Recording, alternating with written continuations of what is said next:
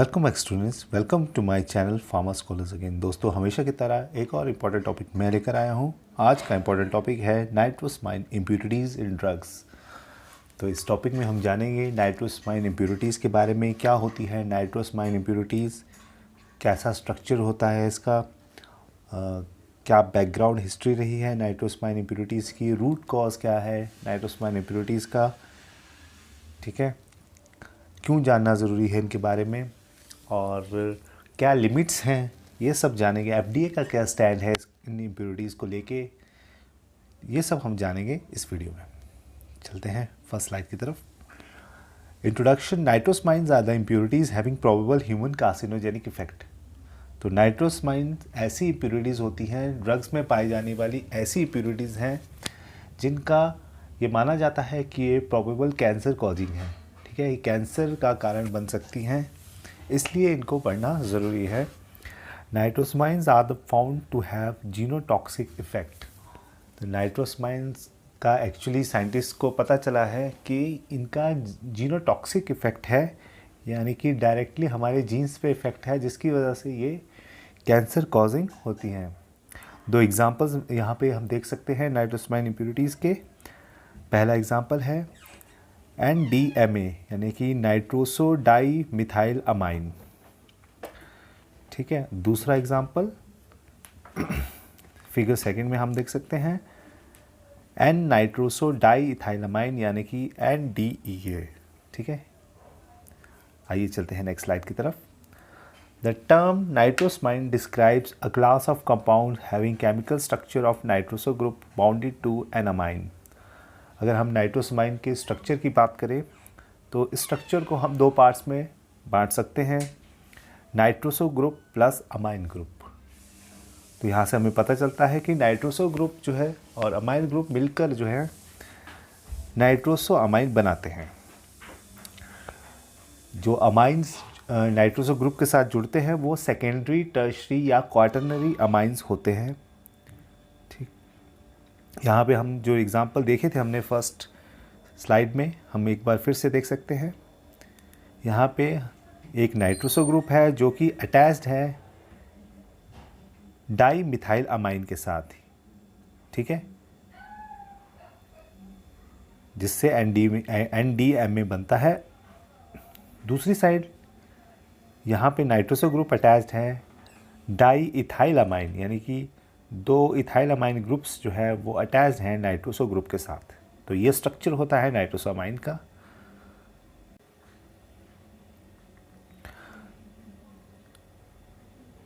Reference guidelines were published in 2021 as revision guidelines by USFDA. जो guidelines मैं यहाँ पे यूज़ कर रहा हूँ वो 2021 में, फरवरी 2021 में एज रिवीजन गाइडलाइंस पब्लिश की थी यूएसएफडीए ने। चलते हैं नेक्स्ट स्लाइड की तरफ। बैकग्राउंड। आइए जानते हैं क्या बैकग्राउंड हिस्ट्री रही है नाइट्रोसमाइन इम्प्यूरिटीज़ की। इन जून 2018 NDMA यानी कि N nitroso di methyl amine were found in valsartan. सबसे पहला जो इंसिडेंट हुआ था नाइट्रोसमाइन इम्प्यूरिटीज़ को लेकर वो 2018 जून को मिला था, जहाँ पे वॉलसार्टन में नाइट्रोसमाइन इम्प्यूरिटीज़ पाई गई थी NDMA, ठीक है। NDMA नाइट्रोसमाइन इम्प्यूरिटीज़ पाई गई थी सबसे पहले वॉलसार्टन में। इन सितंबर 2019 FDA found that ranitidine contained unacceptable level of NDMA। इसके एक साल बाद, इसके लगभग एक साल बाद FDA को ये रेनिटिडीन की टेस्टिंग के दौरान ये पता चला कि उसमें NDMA के लेवल जो है वो एक्सेप्टेबल लेवल से ऊपर बढ़ चुके हैं, ठीक है। अनएक्सेप्टेबल लेवल्स जो है वो नाइट्रोसमाइन इम्प्यूरिटीज़ के पाए गए रेनिटिडीन में।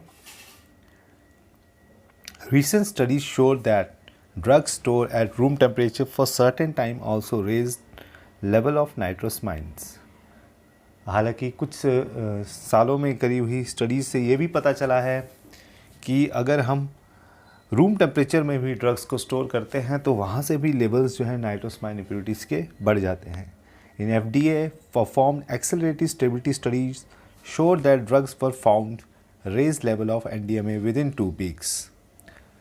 FDA ने एक्सेलरेटेड स्टेबिलिटी स्टडी कंडक्ट की है कुछ ड्रग्स की, और उसमें पाया कि सिर्फ 2 हफ्तों के बीच, सिर्फ 14 दिन में NDMA के लेवल्स हैं वो बढ़ जाते हैं।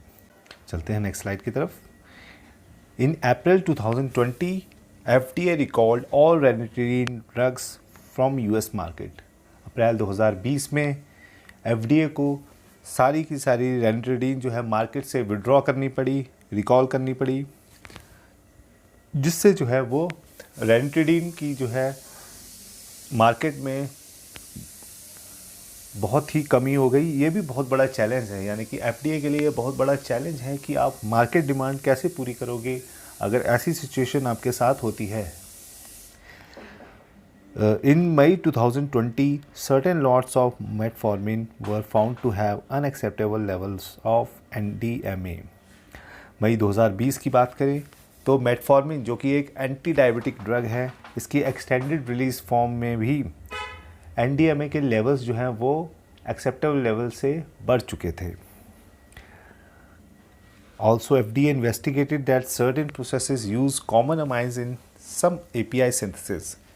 कुछ API synthesis में FDA को मिला कि जहाँ पे common amines यूज़ होते हैं, which concluded that common synthetic pathways also introduce nitrosamine impurities other than NDMA। तो FDA को मिला कि कॉमन सिंथेटिक पाथवे, जहाँ पे API सिंथेसिस में कॉमन सिंथेटिक पाथवे यूज़ होते हैं, वहाँ पे NDMA ही की तरह और भी बहुत सारी नाइट्रोसामाइन इम्प्योरिटीज़ जो हैं वो बनती हैं। ठीक है, इस तरह से FDA को ये पता चला कि NDMA के अलावा भी और भी नाइट्रोसामाइन इम्प्योरिटीज़ जो हैं वो ड्रग्स में पाई जाती हैं। आइए देखते हैं कि कैसे रिएक्शन होता है नाइट्रोसामाइन और नाइट्रोसामाइन इम्प्योरिटीज़ जो हैं कैसे बनती हैं उस रिएक्शन से।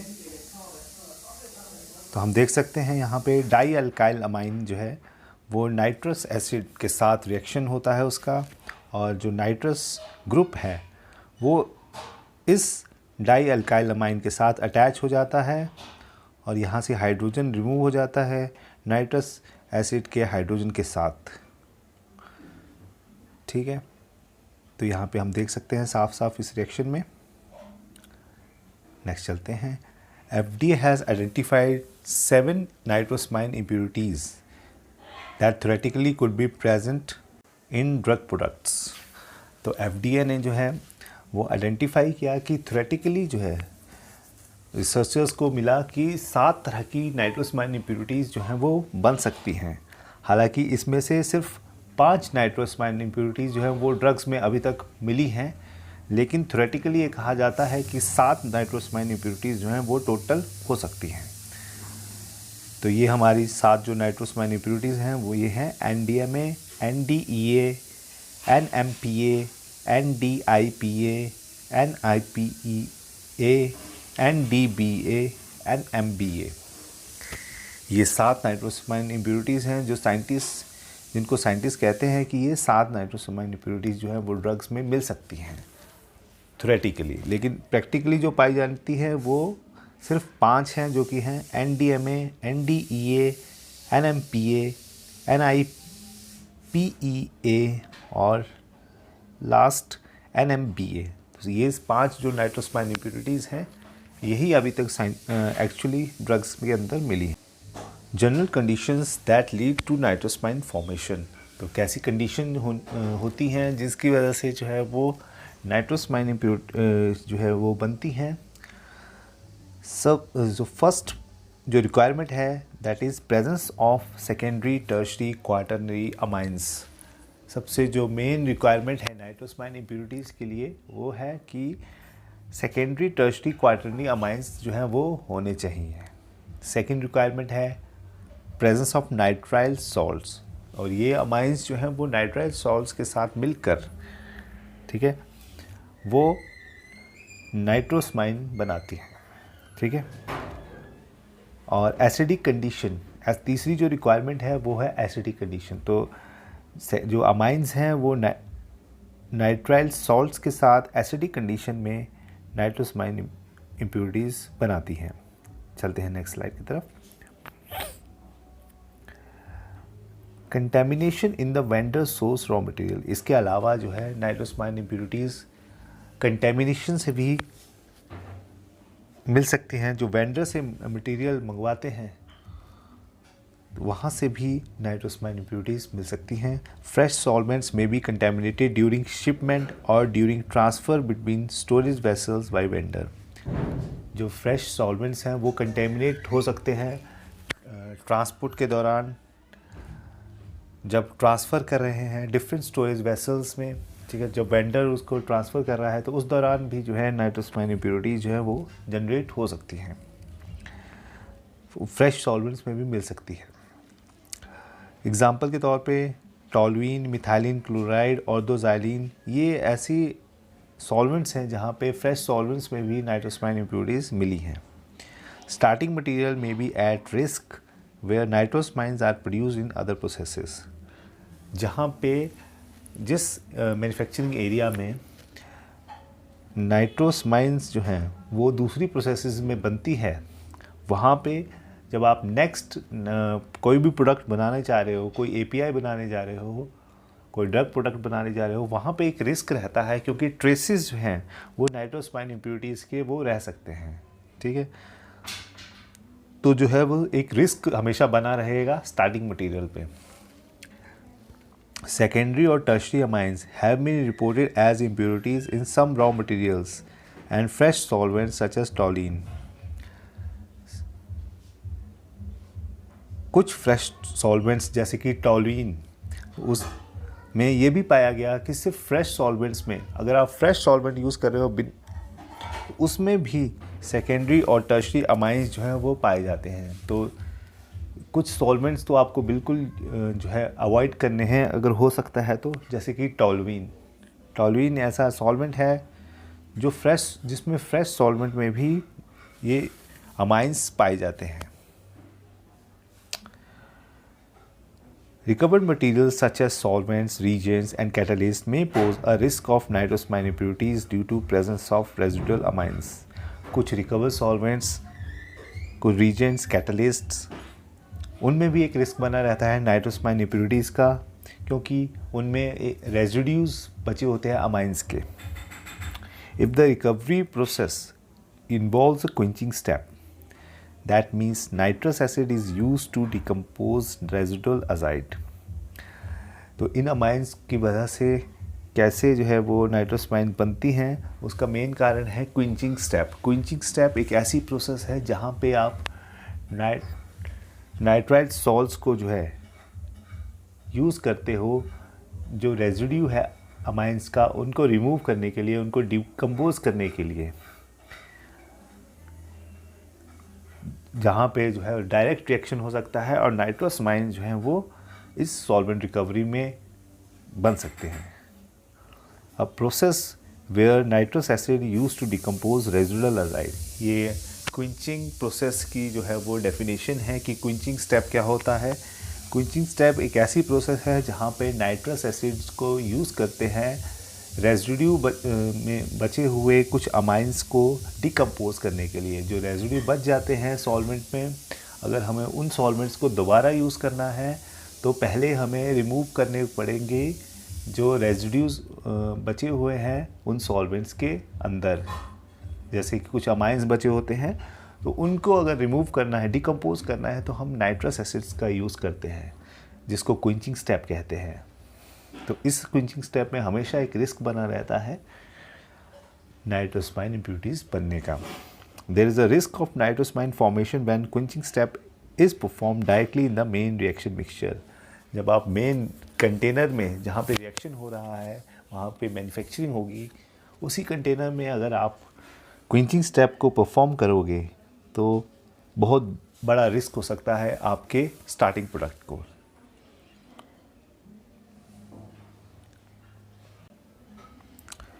नेक्स्ट जो रीज़न होता है वो है lack of process optimization and control.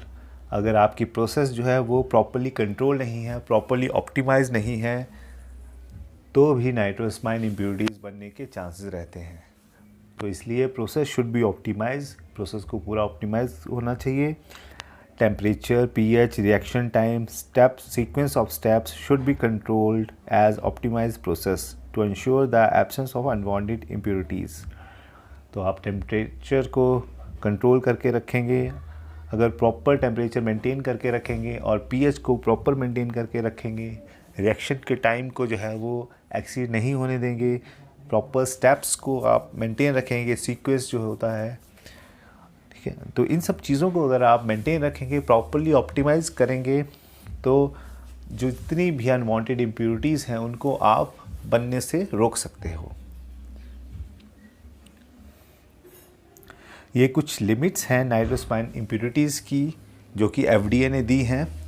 Acceptable intake limit जो है वो उनकी कितनी होती है, किसी भी मेडिसिन में इससे ज़्यादा जो है वो इम्प्योरिटीज़ प्रेजेंट नहीं होनी चाहिए, ठीक है। NDA में, ठीक है, सबसे ज़्यादा जो कॉमनली पाई जाने वाली इम्प्योरिटी है उसकी लिमिट दी है 96 नैनोग्राम पर डे, ठीक है। NMBA ये भी 96 नैनोग्राम पर डे इसकी लिमिट है। और अगर बाकी सब इन दोनों को छोड़ के जितनी भी इम्प्योरिटीज़ हैं उनकी लिमिट है 26.5 नैनोग्राम पर डे। और हाँ, अगर इनमें से ये सिर्फ सिंगल नाइट्रोसमाइन इम्प्योरिटी के लिए है, ठीक है। अगर इनमें से कोई भी नाइट्रोसमाइन इम्प्योरिटी कम्बिनेशन में प्रेजेंट है, सपोज़ अगर NDMA और NMBA दोनों सेम ड्रग में प्रेजेंट है, तो इनकी लिमिट जो है वो 26.5 नैनोग्राम हो जाएगी, ठीक है। इस दोनों की अगर कम्बिनेशन है किसी भी दो इम्प्योरिटीज़ का, तो लिमिट जो है वो 26.5 कर दी गई है नैनोग्राम पर डे।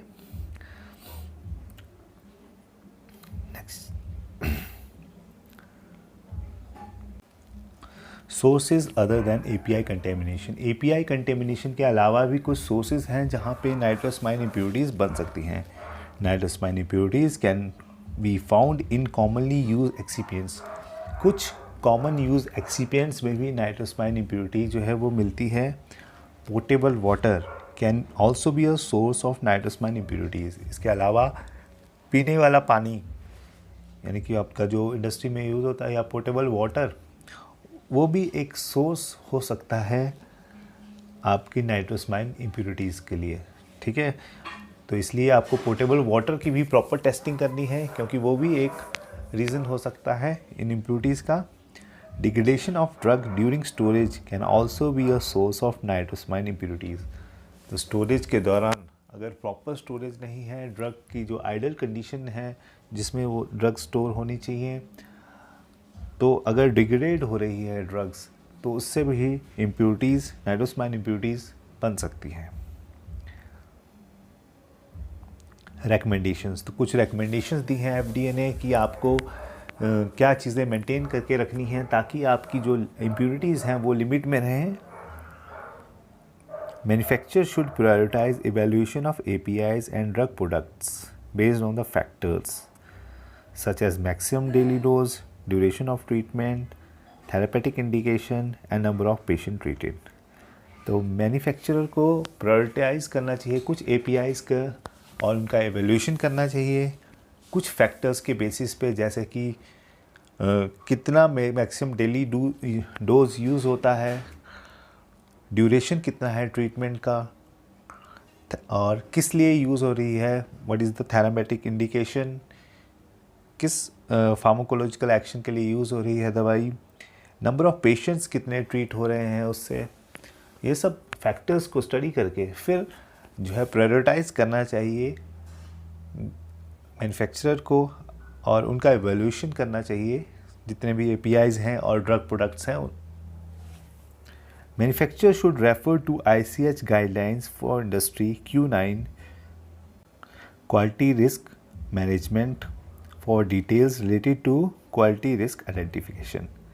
इसके अलावा मैन्युफैक्चरर जो है वो रेफरेंस ले सकता है ICH की जो क्वालिटी रिस्क मैनेजमेंट की गाइडलाइंस हैं उनकी हेल्प ले सकते हैं, ठीक है, और उनकी मदद से रिस्क को आइडेंटिफाई करके, रिस्क को रिड्यूस करके, ठीक है, एक एक्सेप्टेबल लेवल तक ले जाया जा सकता है।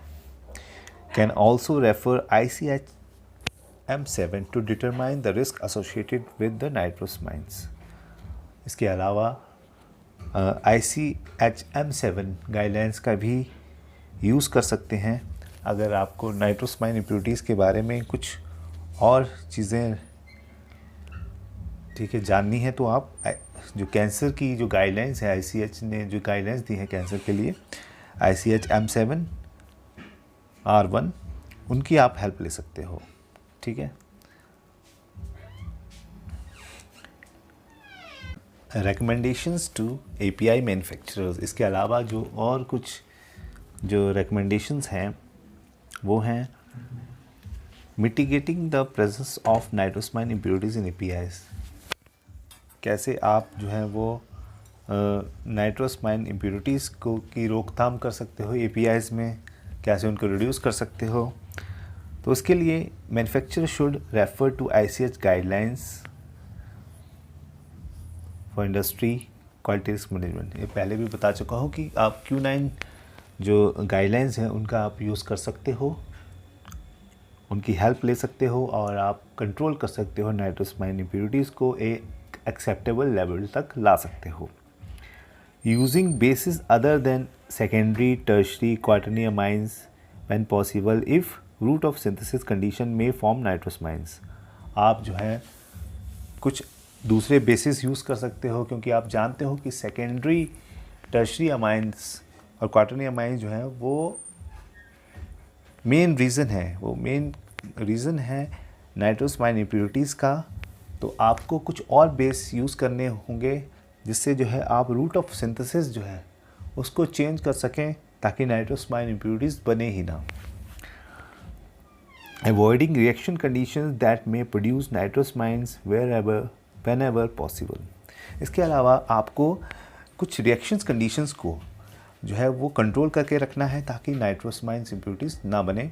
जैसे कि क्योंकि हम जानते हैं कि एसिडिक कंडीशन जो है एक बहुत इंपॉर्टेंट रिक्वायरमेंट है इसके लिए, इस रिएक्शन के लिए। तो हम अगर एसिडिक कंडीशन को अवॉइड कर दें तो ये हम कंट्रोल कर सकते हैं कुछ हद तक नाइट्रोसामाइन इम्प्योरिटीज़ की फॉर्मेशन को।